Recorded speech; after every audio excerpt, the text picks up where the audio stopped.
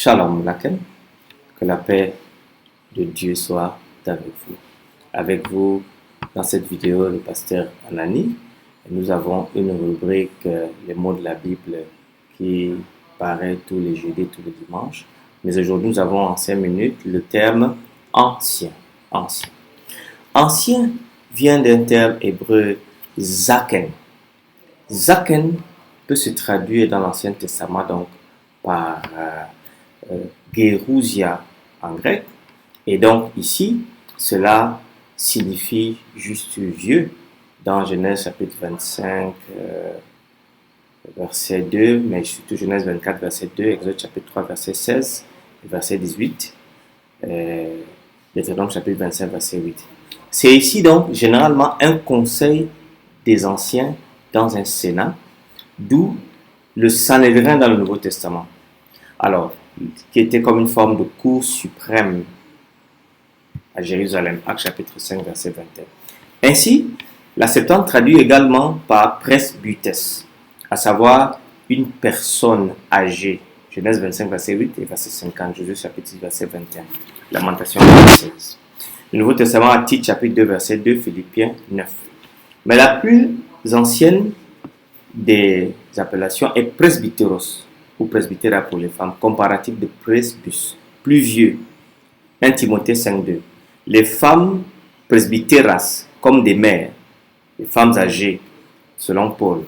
Ainsi donc, il y avait cela. Dans 1 Timothée 5.9, qu'une veuve pour être inscrite sur le rôle n'est pas moins de 60 ans et qu'elle était femme d'un seul mari, enos andras gynes, c'est-à-dire qu'elle ne s'est pas mariée au cours de sa vie 2 fois. C'est comme cela que nous allons comprendre mari d'une seule femme dans 1 Timothée chapitre 3. Comme c'est un adjectif qui dénote un âge avancé, Luc chapitre 15, verset 25. Avec la perte de sens comparatif vieux, et on a donc le substantif oi presbyteroi, la vieille génération, le vieux. Actes chapitre 2, verset 17, mais aussi le terme peut dénoter une génération qui précède les anciens, ancêtres comme des personnes ayant vécu il y a longtemps. Alors, comme désignant des fonctionnaires honorables dans le conseil local, les synagogues, un aîné, Luc chapitre 7, verset 3, comme désignant des laïcs du Sanhédrin issus de familles importantes, à la différence des prêtres et des scribes aînés, Marc chapitre 11, verset 27. Comme également désignant les dirigeants qui président les assemblées chrétiennes. Et ça, c'est très important. Vous voyez, c'est très important de le connaître, de le savoir. Actes chapitre 4, 14, verset 23 dit, il désignait les anciens dans chaque église. Actes chapitre 15, verset 2, Paul et Barnabas eurent avec eux un débat et une vive discussion, et les frères décidèrent que Paul et Barnabas et quelques-uns de leurs monteraient à Jérusalem avec les apôtres et les anciens pour traiter cette question. Vous voyez, c'est toujours un groupe de personnes, pas une personne singularisée. Dans l'Apocalypse, il désigne des membres humains d'un conseil céleste autour de l'ancien du trône de Dieu. Apocalypse chapitre 4, verset 4.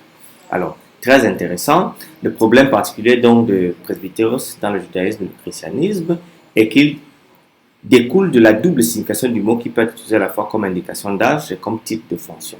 Les deux sens souvent ne peuvent pas être distingués avec clarté, bien que l'âge soit clairement le seul sens dans les textes comme Genèse 18, verset 11, Genèse 19, verset 4, et ainsi de suite.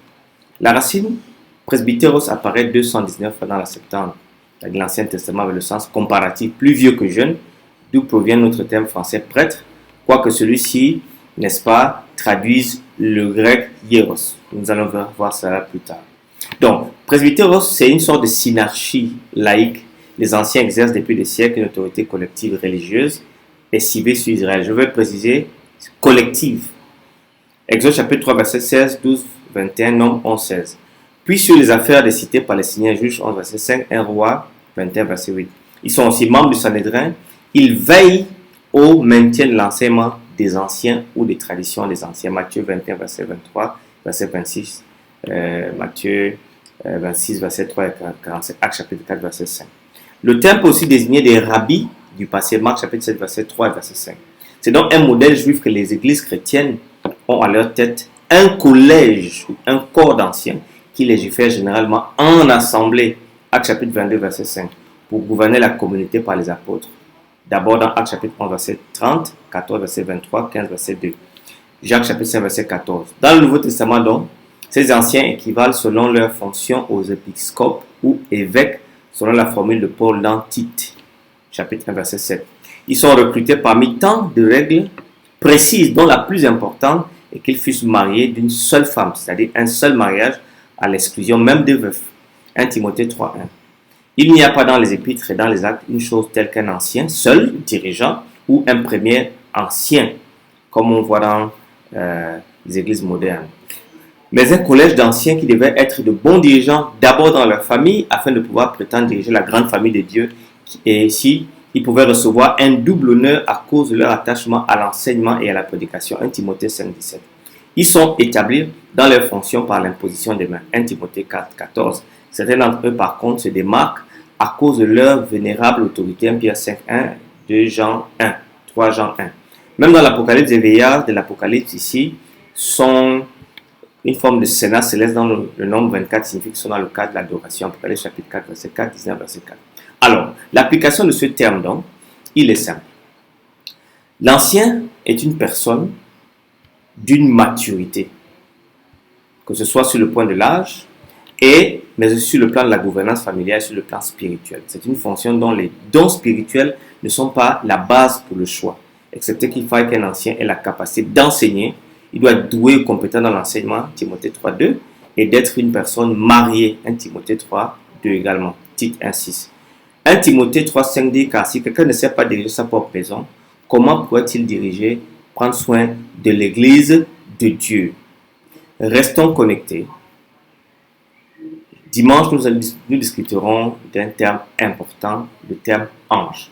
Que le Seigneur vous bénisse et vous garde.